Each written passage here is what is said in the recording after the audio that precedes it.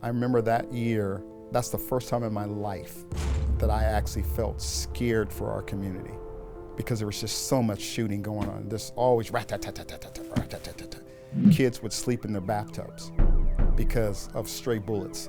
We'll be taking you to the most dangerous neighborhood in the country. East Palo Alto has more killings per capita than any place in the country. How did you build a relationship with the gang leaders to actually have them to? Well, if you can win over and have what I call a trusted relationship with some of the gang members, sometimes it's the key gang member that has the most amount of influence over the others. So they will come to you, they will call you, and then they will kind of tell you they're about to do something really bad to someone. Yeah, and sometimes they were asking for advice, though.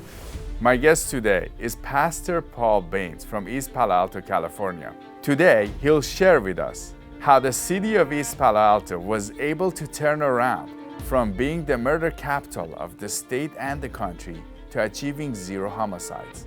But a lot of times, believe it or not, the young people wanted discipline.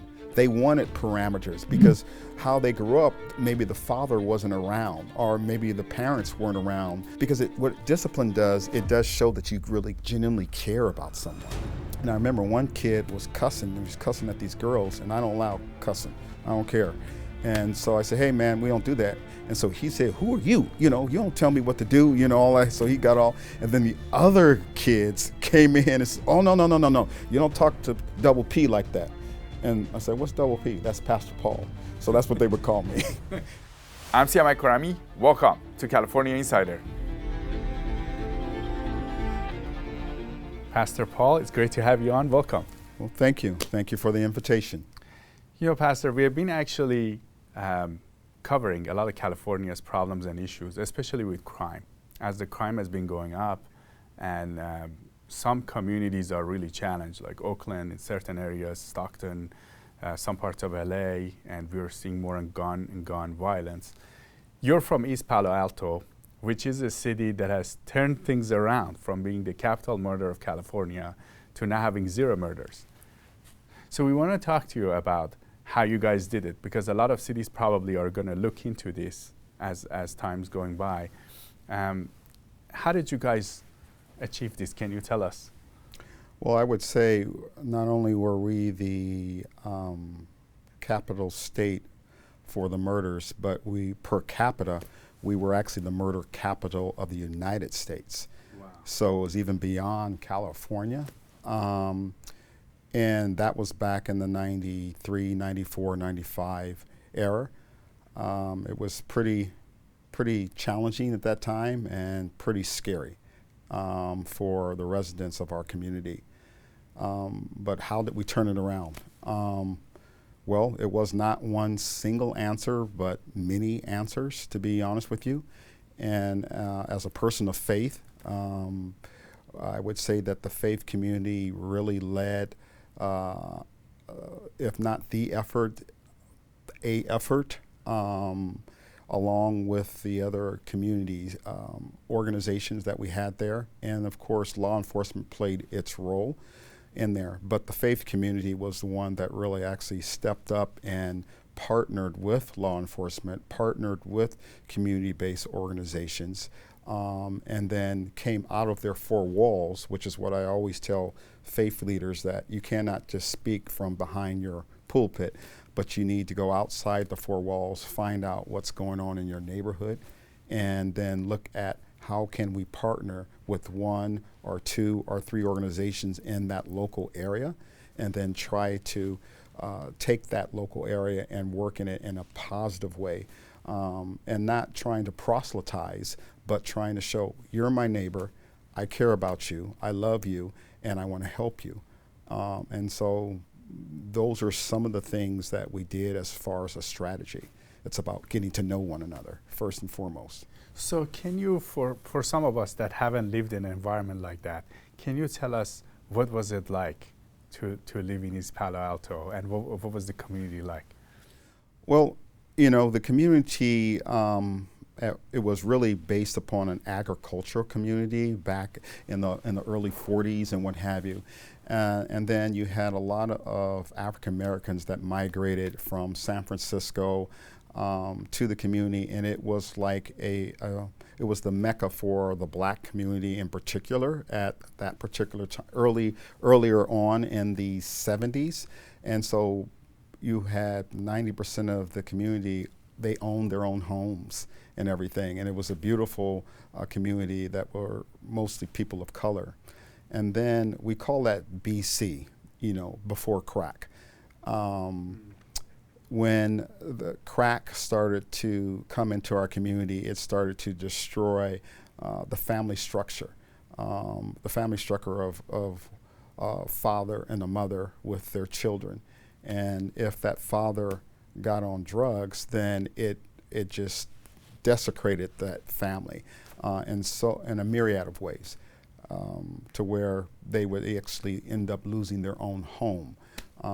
And then violence started plaguing our community like never before, to the point where people were scared and nervous. And it wasn't so much the people that were selling the drugs to people in our community, but it's people outside of the community that was coming in to buy the drugs. But then that created turf wars because it was good business. And with the discriminatory type of practices, that people didn't want to hire people from East Palo Alto. I remember interviewing or going for a few different jobs, and they would look at my ID and they said, "So are you from East Palo Alto?" And then they would say, "Oh," I would say yes, and then they say, "Okay, thank you, but no thank you," right, just like that, because there was not a lot of enforcement of fair practices, at least at that level, that they would adhere to. So I remember those days, and some people would do things, unfortunately, for survival. I don't condone drugs whatsoever. I don't condone theft whatsoever. But I understand why they were doing some of these things. If we had access to jobs and there wasn't these discriminatory laws, I don't think that the drugs would have been so pervasive in the community, because I think the elders, particularly the grandmothers, they would help to guide those who were applying for jobs, which would be their grandchildren. So, that's how it kind of started, from my perspective and from my point of view. So essentially, people got addicted in the community. Some people got addicted, and then at the same time, things got bad, so then you couldn't get jobs, right, from East Palo Alto, and then things got worse and worse, and then you had these drug wars at the same time, right?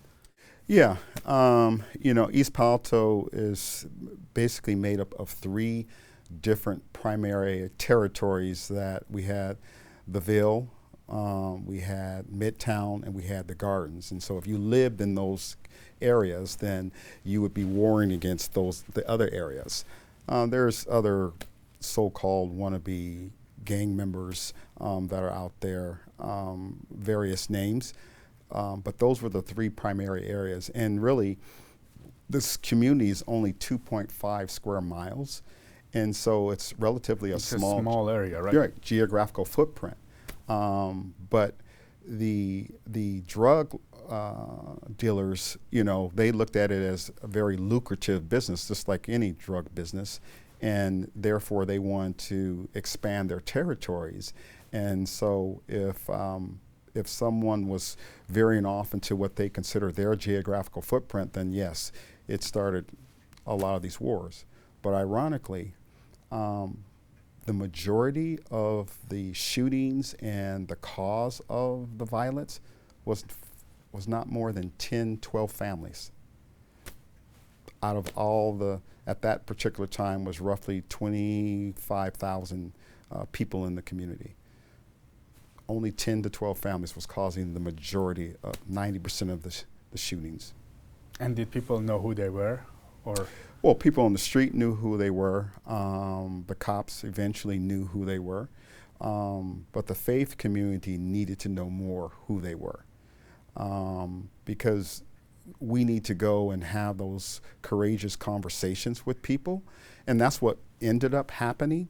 But at the beginning, I would say sometimes our faith leaders were, I don't want to say they were a little bit scared or nervous or didn't know how to approach it at the very beginning, but eventually we caught on, and not only did we catch on, we, I would say, infiltrated that community to the point where we would talk to them and not talk at them, and we would understand where they were at that particular time and what their needs were.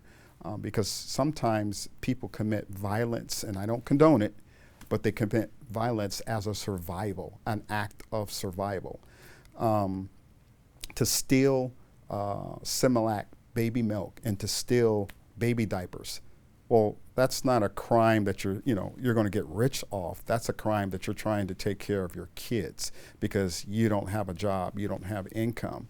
And so, that's would be the default that some people in our community would default to because they didn't have access to jobs because no one would hire them, whether they had a record or they didn't have a record, because they were brown or black or Pacific Islander. People didn't want to hire them back in those 90s. We are grateful that my family actually had a trucking company called Bains Moving Services, which is what my brother started back in the 60s. It was actually a furniture company. Then it turned into a moving company because he was end up moving more furniture than he was selling. People would always call him back. And so we would hire a lot of the people that maybe had a record. Or, they've been in jail or they've been in prison. And so 80% of our hires were people that been in the system, but they had a job, they had income. They were able to, go back to their families and provide for their families, which is what we all wanted to do, take care of our own families with our own resources. And so that was helpful because we were the largest private employer of that particular time in the 80s, in the 80s and early 90s. And what was it for you guys, as you were going through this process of seeing all these crimes and murders, and you said the faith community had to take some risks. What was it like? Can you tell us? And what was those thinking? What were they thinking, and how are they able to get in? So first and foremost, I'm a person that believes that none of us is as strong as all of us. That's just my philosophy in life, and that we're better together than we are apart. And so meeting with other faith leaders and getting them, first of all, gathering them together. And we're talking about different faiths, different faith traditions, but we come together and talk and pray together. Because if you can pray together, you can stay together. That's my belief. We were called the White Hats, and Dennis Schwartzer was really the originator of White Hats. And we would say, up with hope, down with dope. And we'd be there on Friday and Saturday nights. Just on the streets? On the streets. We wear white hats. I still have my white hat to this day. That was that was around the 95s. And you would have signs, you would hold signs? We'd have signs out there, and we would go where the drug deals were being sold on those various corners. And I remember my father at the time, even before the white hats, he would videotape the drug deals because they were on the corners where our church was. And one of the drug dealers said, "Hey, Baines, just want to let you know they got a contract out on you and your father because you are videotaping." So I went back to my father and told him, "Hey, Dad, they got a contract on us. They want us to chill out." And my father's from Texas. What does the contract mean? Like they wanted to kill you guys? Or Yeah, it means they wanted to shoot us and wow. Put us out, take us out. And my father's from Texas, and he was in the Army. He was a boxer as well. He meant what he said, and he said what he meant. I grew up in a time where my father didn't speak twice to me. So his discipline was his discipline of that day and age. But he said, "We're not stopping."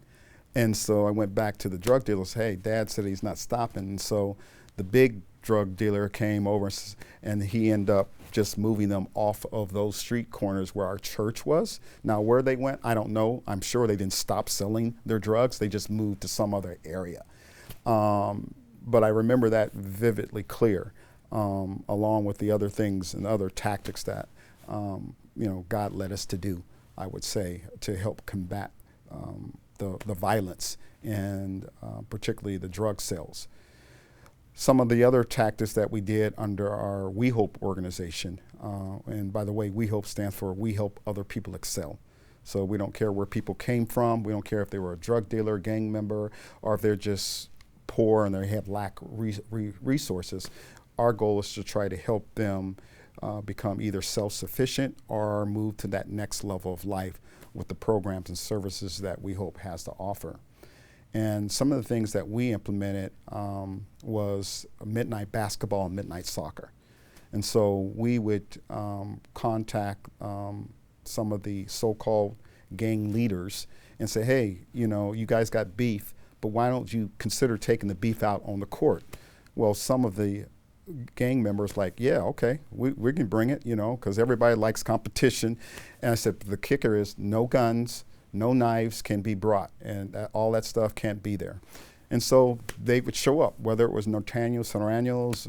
We didn't really have blood and Crips. It was more so those 3 territories and a bunch of other smaller gangs in our community.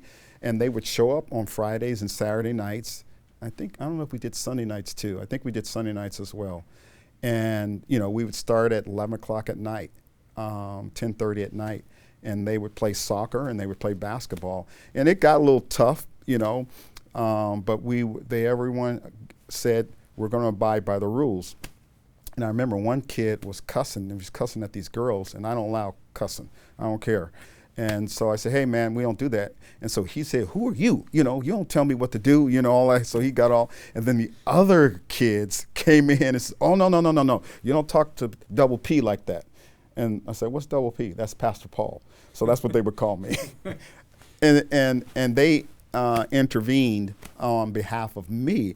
And I said, okay, that was pretty cool. But I want to make sure there was no beef off-site, because a lot of times the beef, it can start one place, but it ends up going forth in another place.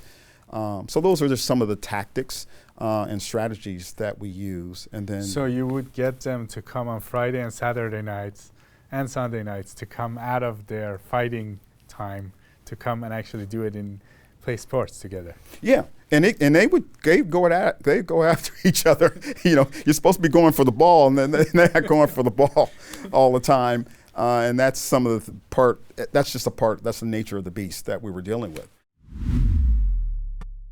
Before we continue, we would like to thank Shenyun for sponsoring this channel. It takes you back in time to magical world of ancient China with a unique blend of brilliant dancing, beautiful costumes, and legends coming to life. Go to shenyun.com to find out the schedule and theater information. It's a lifetime experience you don't want to miss. Just so inspiring. It makes me want to go dance. Breathtaking. I was very impressed. I'm taking my program and I'm going to mention it on the news because I think it's a great performance and people should see it. What I loved about the show was the authenticity of it. It was taking me on a journey. Exceptional. The technique involved, that the thousands of hours of training. People just float. Everything was exact, and then they worked to the exact moment, and it was beautiful. You go away feeling with a smile in your heart from it. Have to come. Life-changing. Make sure you see it. Make sure you see it. Don't wait. Get your tickets now. How did you build a relationship with the gang leaders to actually have them to? Well, if you can win over and have what I call a trusted relationship with some of the gang members, sometimes it's the key gang member that has the most amount of influence over the others, and they find out that you're legit, because they will test you. They might feed you some information to see if you're going to go to law enforcement with it. Well, one of the benefits of being a person of faith, a clergyman, is that I can't be coerced, I can't be forced to testify against anybody because you're telling things to me in confidence. The only way that have to be a mandated reporter is when it could be physical abuse against a senior, or you're a threat to self or a threat to someone else. Then I'm relieved of, of that confidentiality. And so I would hold things, things that I would hear, not just from gang members, but things I would hear from people in the community, and things I would even hear from cops that maybe have not practiced the right way. And those are things I have to hold because they needed to have a safe place to talk. And once they knew that this was a safe place and that I and others could be considered trusted sources, then that's when the relationships continue to grow. And if you want to make change in any community or in any arena, as far as I'm concerned, change only moves at the speed of trust. So you have to establish that trust level, and otherwise your credibility is not going to be there, and people won't open up to you. And it doesn't have to be a gang member, that could be anything. So you have to first communicate and then build this trust, and then you can do more. Yeah, and in some cases you have to even become vulnerable yourself.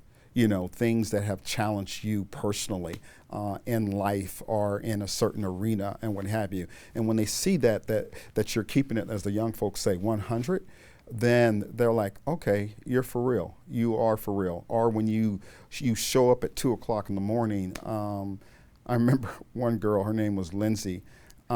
She called me at 2 o'clock and she was bawling. And I know when they call at 2 o'clock in the morning that usually that's not good news. Because I would get calls either from the police department or a gang person or someone just going through something. It's not just me, it's also the chaplains that I established with our chaplaincy. And she said, Pastor Paul, he has another girlfriend. And so, I was thankful it wasn't a shooting or killing or anything like that. But she was just out of high school, or maybe she was in the senior.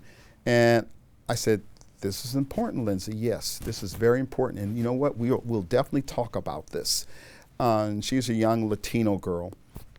And she was devastated, because she had put her trust in that relationship and what have you. I said, but let's talk about this in the morning, a little bit later. But you have to answer the phone because you don't know what's going down. Because sometimes it could have been a gang member, which have called and says, hey man, I'm about to take him out. I'm just letting you know. So, pray for me that that when I take him out, I'm able to get away. Well, I'm not going to pray for that. I don't pray for violence. Yeah. But it gives me and others a chance to talk intervene. to them. And that's what some of them really wanted. Did this happen to multiple times? Oh yeah. We've had that happen. I would say it hasn't happened more than, with me, it definitely hasn't happened more than 8 or 9 times throughout that whole years. But I don't know how many of the other chaplains or pastors or faith leaders it happened to. I'm sure it did. So they will come to you, they will call you, and then they will kind of tell you they're about to do something really bad to someone. Yeah, because and sometimes they were asking for advice though, but a lot of times, believe it or not, the young people wanted discipline. They wanted parameters because how they grew up, maybe the father wasn't around or maybe the parents weren't around, and there was no one setting those guidelines for them. Because what discipline does, it does show that you really genuinely care about someone. There are those that like, man, get out my face with that. There's many of those situations that occurred. But in all actuality, they really wanted those guidelines. They wanted someone that cared enough about them to tell them that what they're doing is wrong. And so, we were able to establish various programs through We Hope and other organizations like, Live in Peace was another organization, one East Palo Alto. These are other organizations that were youth serving organizations that really impacted our community. So like I was saying earlier, it wasn't just one solution, it's a multiple solution approach. It's just that the faith-based community and basically those two organizations had faith leaders in them that also would use faith as a component to solve the problems. As you know, in California Insider, we've been covering a lot of the problems California is facing, and we have a lot of challenges and problems. While we are covering these problems, you should also note that we have people like Pastor Paul that are in our community that are trying to make the communities better. While we might have more gangs and more crimes, as things get more challenging for certain areas in California, there are going to be leaders that rise up from the community and shine. So we want to make sure you keep that in mind. We also want to make sure that you understand that a lot of times our guests are these heroes that are coming to actually do good things for the community, and they're highlighting the problems and they want to solve these problems that we're facing as a community. You also should check out our interview with Gil Tejeda, who was a former gang member, who actually explained to us how gangs work, how you can tell if they're in your community and they're growing or they're dying. He also can tell you what the gang mindset is. I'm a former gang member. I also did about 6 years in the California Youth Authority, so I was that guy out there carrying the guns in the neighborhood, right? When I joined the gang, I was 14 years old. When you're a child in a gang environment like that and you get into a gang, you're aspiring to become somebody in prison. You want to, that's our goal. Our goal is literally to go to prison, and we think that's like we went to Harvard. That's the mindset. But it just, first it was generational, and it wasn't so much brainwashing as we were very uneducated. We didn't know any better. We were still kind of in the tribal sense and thinking this is the right thing to do. Make sure to click on the link below and watch this episode. It's free on our website. Now, do you have some examples or stories of people that were like these gang leaders, or if they were very involved with the gangs and then gradually they kind of stopped? Well, one of the people that we brought onto our team in the We Hope, his name was Joshua Mason. And there was a couple other ones too. So we had one white guy, one Pacific Islander, one Latino, and one black. Because we want to make sure we cover, because that was where. That's.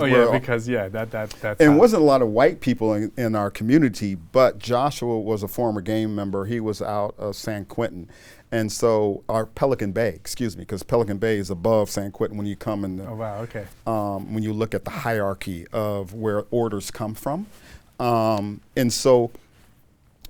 He was extremely instrumental, along with others, at reaching out, because he was a former gamer. He was a former shooter. He served his time for the dirt that he did, and others as well. And so you enlist them and you learn from them, because I wasn't a gang member. Have I did my dirt? Of course I did my dirt, because I grew up in our community. But I was a person that, thank God, the prayers of the saints and my father and my mother that was all engaged in, was considered community leaders in our community, and the old mothers who I genuinely care about even to this very day. They continuously prayed for me and they continue work with me. Now the dirt that I did was nowhere near as the dirt. I didn't shoot at nobody. I didn't carry a gun and all that kind of stuff. But still, we all do what we do. That, as far as I'm concerned, is not maybe right in the eyes of God, but it's still wrongful acts. So yeah, they were completely instrumental in addressing these issues that we had. And Doug Fort, For Youth by Youth, he was one of him and Heather and a couple other ones. They knew so many different people and gathered in so many different families, helped to adopt these kids that didn't have a father or a mother in their life, and got them into college, college programs to get them out of the cycle of violence. And that was instrumental. So you have all of these entities engaged in a much larger ecosystem, both, again, the nonprofit world, the for-profit world, the faith-based world, not the for-profit world as much, but the faith-based community. We're the ones that help lead the effort, coupled with our city leaders that were listening to say, this is what's working, this is what will work, and here's the proof of concept that it works. So the city leaders and the nonprofits really work with you guys. They listen to you. Oh yeah. We have our city leaders, they would call, they say, hey, we're thinking about this, Pastor Baines. What do you think about that? And we have someone, Alicia Garcia, too, who's been with us 10 years, so she wasn't with us in those primal years of where the violence was at the all-time high. But since we have these other programs, such as ceasefire, she came in the tail end of the ceasefire program, which is one that at that time was Chief Ron Davis, who went on to be the director of the Department of, DOJ, of Justice under President, I think it was President Obama at the time. And he came to me and says, hey, what do you think about this program called ceasefire? And so we looked at it and we called people, we did some reference checks.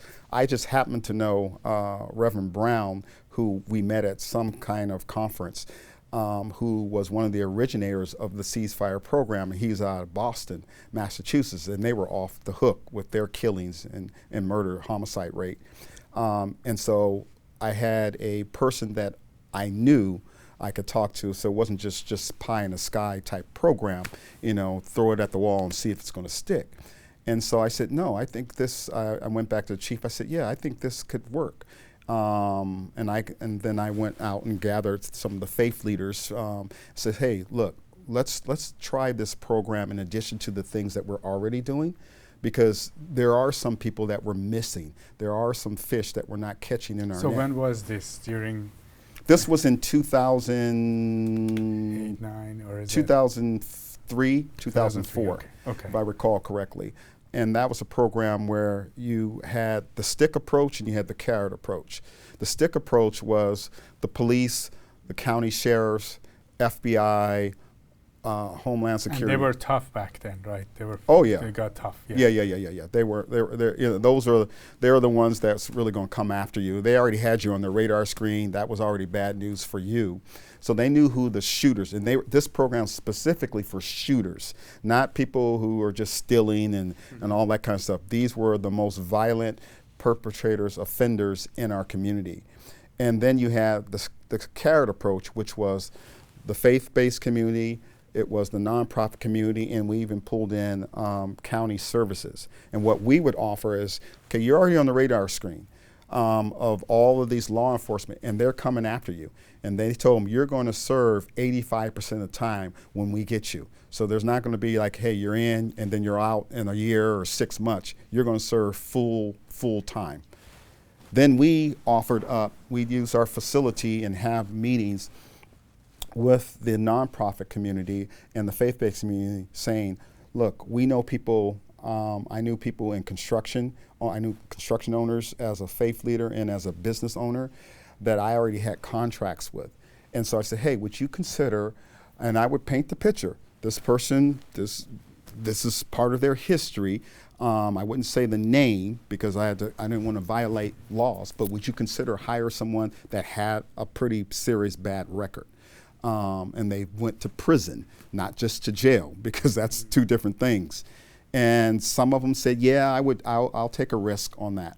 And that's where we're able to get them jobs and offer jobs to them. We offered, teach them how to interview for jobs, teach them how to, start a business. So this was people that were coming out of prison, or even the people that hadn't gone to prison but they were afraid, both. It's both. But they had a record. They might have been to jail. Yeah. Or they've been known. Or they're under watch and they know that they're going away. Exactly. It's just a matter of time.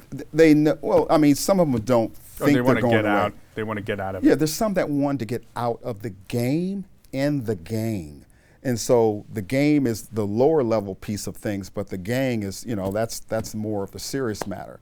And we were able to work with them and build trust with them. And one young man, two young men really actually kind of tear my heart up a little bit. He was a young one, and he got in our program, and so he started to enlist the services, and we would work with him.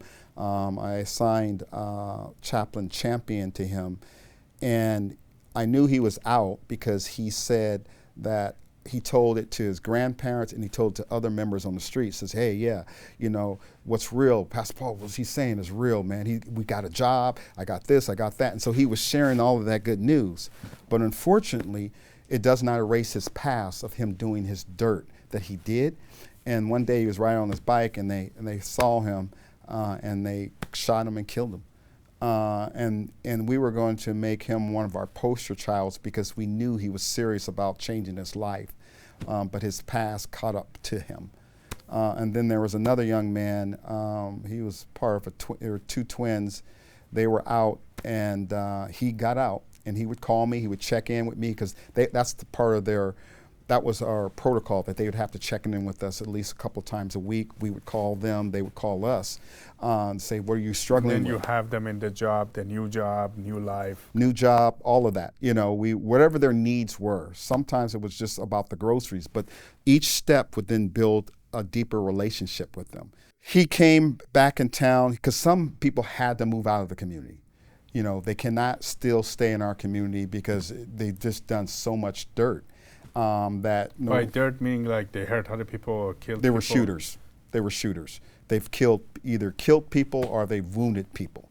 And so he came in one night, unfortunately at 12 o'clock midnight. He had already moved out of the community, but he came to visit his friend, and they saw his car. When he came out of his friend's house, they shot and killed him. Wow. So, and that one, any death hurts our community.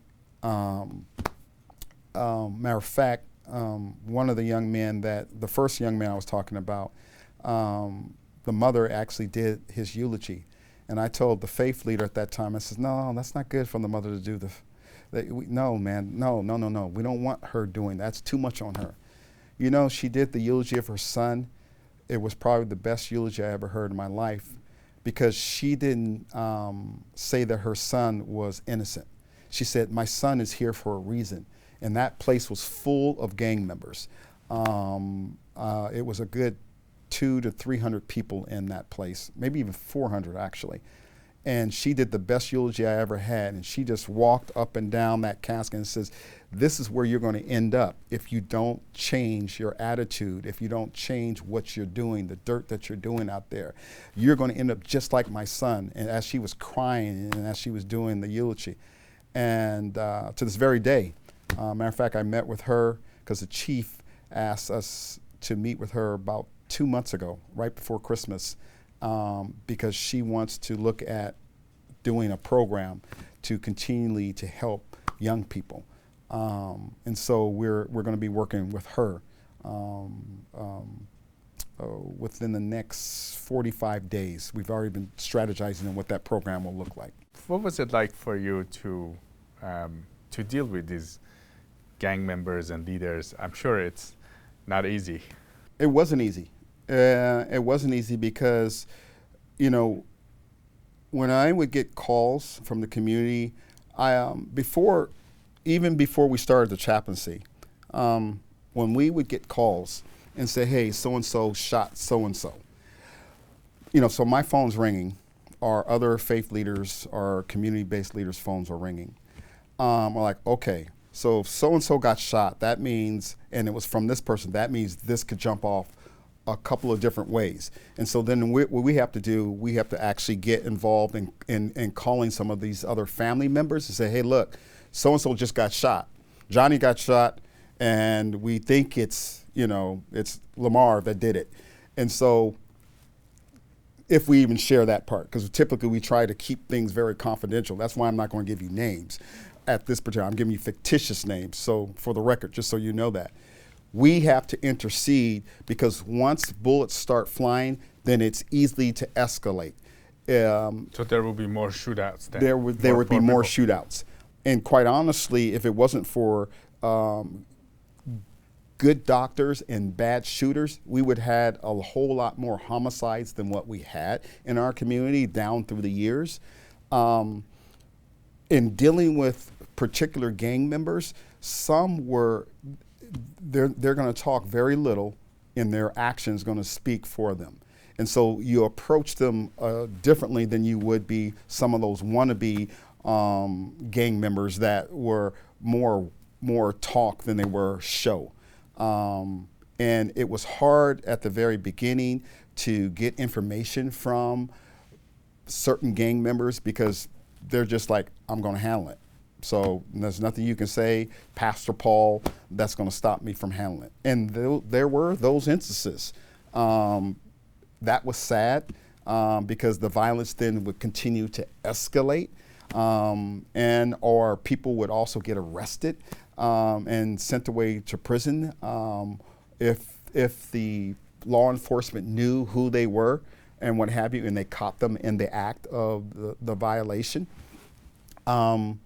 There's times when I would show up and, there's dead bodies on the ground, and people were extremely angry, which they should be, because they're looking at a loved one, a friend, needlessly dying from an act of violence. And those mothers that had to go through all of that, those grandmothers, those family members, is something that no one should have to go through. Particularly when they're innocent. Even a young child, a young Latino child, end up dying, getting shot 2 times in our community. Baby just was in the wrong place at the wrong time. Those acts of violence were just wrong. All acts of violence are wrong, but those were ones that really devastated those families, because here you are with innocent people that lost their loved one, and we as the faith community had to minister to them and had to do these funerals, and sometimes we got tired, sick and tired actually, of the unnecessary. And that's when it hit at the ultimate high. I remember, because we had 1,000 people march in our community, and people would always tell us, you're not going to be able to make a difference. But thank God we did make a difference. We did make a difference. It didn't bring back those young kids that lost their life. But to this very day, we have some real strong relationships, particularly with a bunch of mothers. We have Mothers Against Murder and just mothers in general. Some of those mothers actually work for us at We Hope, because they needed a job too afterwards, and we established a relationship with them. And we were able to offer them a job and still talk with them on an ongoing basis. We were blessed to have that opportunity, even though it was a tragic situation. So you worked with the police, the nonprofits, the community, and the faith organizations. Was there any other things that you guys did? Yeah, through our We Hope organization, one of the programs that Alicia Garcia helped design and Christina Wolf ran was our Hope Jobs program, where if you look at the prison system and that population, recidivism is still at an all-time high. I would say if you look at 90 people getting released, out of those 90 people, 30 of them will end up going back into the prison system. And so we looked at that as a systemic issue, and we created Hope Jobs, again, helping other people excel. What we do is go in and meet with them while they were in jail or they were in prison, and then we would develop a case plan for them, so once they got out, they would know where they could stay and how we can engage with them to, 1, learn how to interview for jobs, 2, learn how to start your own business, and 3, how to partner with someone so that they can have some type of income and maybe developing a partnership. And so we would do that, and then we'd also have a place for them to stay. Sometimes they would stay at our shelter. Sometimes we'd find a place through our case managers for them to stay. And that program was in partnership with the county sheriff's department. That was a program that actually got an award through the San Francisco Foundation. So we were very blessed to establish, and that program is still happening to this very day. Was there a moment in the middle of this that you thought you guys you may want to give up, or it may not work? Absolutely, because there was a time when I was talking with some of the kids, and they said, "Hey, I'll see you." I told one of the kids, I said, "Hey, man, I'll see you on this weekend." He said, I thought you were coming to the event. He says, "Nah, Pastor Paul, Double P, I get out of here on the weekends because that's when it would jump off. The shooting would be more on the Fridays, Saturdays, more so than any other of the days." I remember one day when I got a call on the Sunday. I just finished preaching, and at that time it was Lieutenant Olipio. He called me. I'm like, oh no, because when he calls, typically it's violence. It was a double homicide on a Sunday. Now, even the old guard, old shooters, they would respect Sundays, they would respect women, they would respect kids. That was just the code on the street. But these were two young Latino kids. One was 12, wow, and the other one was 16. And it was a Norteño Serrano thing. And on a Sunday, typically people would do shootings. The majority of times, shootings wouldn't be on a Sunday day. That was another one of those devastating things. And you wonder about, okay, you really have to reach down into your faith. And God, how do we bring hope in what is considered somewhat of a hopeless situation at times? You would think that. That's the reality of it. I don't care what no one says. And I have a strong faith.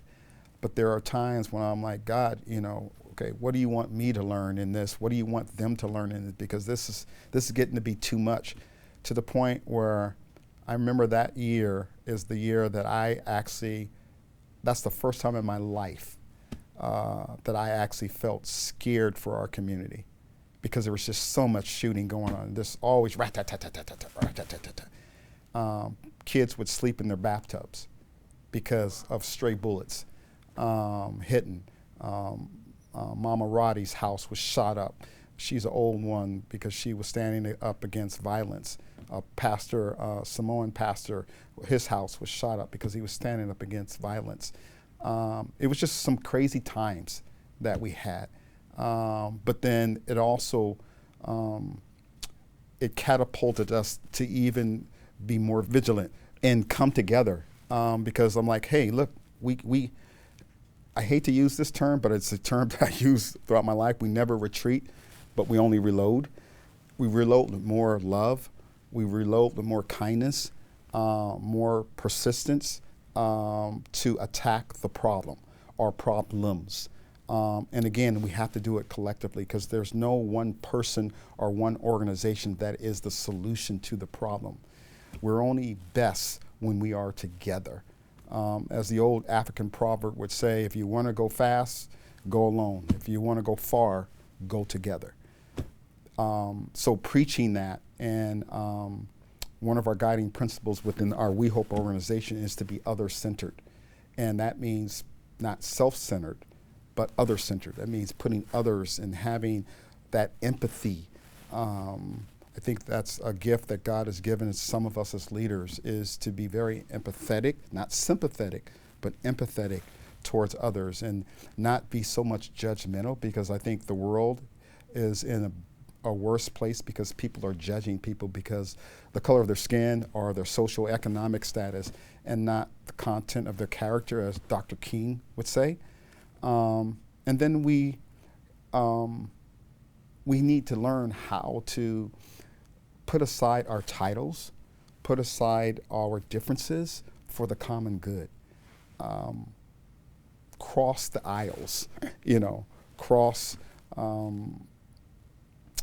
what people may look at and say, oh, well, because he's white, because he's black, because he's Asian, because he's Pacific Islander, I can't work with him. No, we all can work together. Again, we are stronger together than we are apart. Even if we disagree philosophically, that's okay. We can still come together to address these types of systemic issues, particularly those that are germane to marginalized communities such as East Palo Alto. It's an under-resourced community. It's an underserved community. And it used to be really sad because people would come in, organizations would come in, even the county would come in, use our statistical information, but then the resources to get funding, to get recognition for something. But then they would leave our community. And I remember how mad our community used to be with some of these nonprofit organizations that were supposed to be the great white hope, that there was said, coming in with solutions, cookie cutter solutions, but they didn't work. And then they start to build relationships, and then they just up and leave. And that was worse off if they had never been there. Because you're like leaving someone stranded. You bring them to a point and then you just leave them there.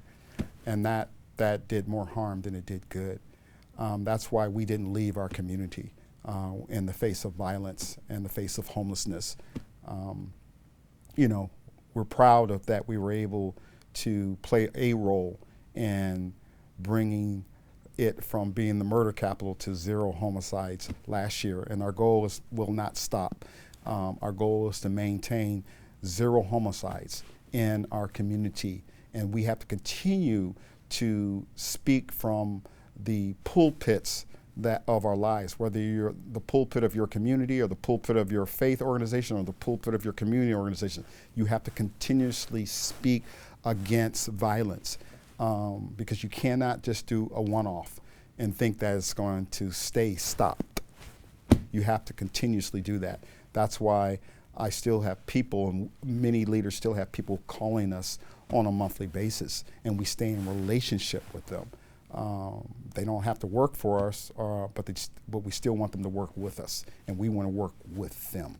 So that's, to me, is crucial to sustaining, 0 homicides. Now our goal is to get to 0 homelessness in our community. That's our next big goal. Excellent. Hopefully next time we hear that has happened, and we're going to have you back on to tell us how you guys did that. We'll be glad to be back. Pastor Paul Bains with We Hope and St. Samuel. It was great to have you on California Insider. It was great being here. Thank you very much for having us. Anything that we can do to help prevent violence in any community, we want to be as helpful as we can. We have an exciting news for you. At California Insider, we created a new product. It's called California Insider Opinion. This is where our insiders and experts across the state are actually telling you what's going on behind the headlines. When there's a breaking news, a big issue, important issue happening in California, they're going to come on the screen and tell you what's happening behind the scenes. And these are like 7 to 10 minutes of opinion formats where the guests are talking to the camera directly, telling you what's happening. You're paying a tax increase of tens of thousands of dollars every year as a condition of keeping what you already own. Make sure to look at the description below, because you want to sign up on our newsletter, because a lot of these opinions might be very sensitive that some people in the social media platforms may not like. So we're putting them in the newsletter on our website so you can have them. These opinions will actually help you understand the political and policy landscape of California. We highly recommend you follow it.